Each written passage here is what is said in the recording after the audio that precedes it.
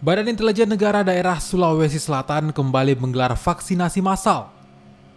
Kali ini, vaksinasi dengan menyasar anak-anak yang masih duduk di bangku sekolah dasar, usia 6 hingga 11 tahun, di Kabupaten Nrekang, Sulawesi Selatan.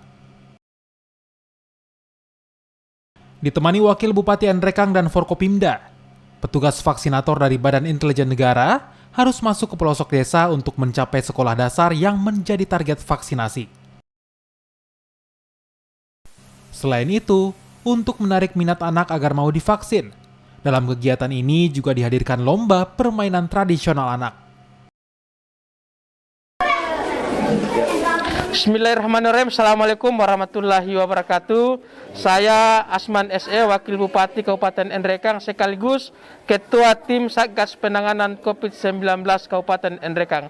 Hari ini kami bekerja sama dengan Binda Sulawesi Selatan Kabupaten Nrekang melakukan vaksinasi anak bekerja sama dengan ada Pak Kapolres, Pak Kajari, Pak Dandim, Kepala Dinas Kesehatan Kabupaten Nrekang dan Binda Kabupaten Nrekang. Di Desa Kalupini, Kecamatan Nrekang, Kabupaten Nrekang telah melaksanakan vaksinasi anak umur 6 sampai 12 tahun dan alhamdulillah ini adalah salah satu